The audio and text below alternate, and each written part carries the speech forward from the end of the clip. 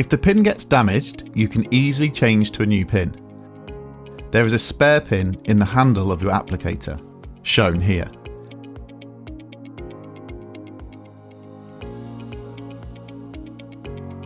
Use a spanner to loosen and remove the nut that holds the pin in place. Remove the damaged pin and put in the replacement pin.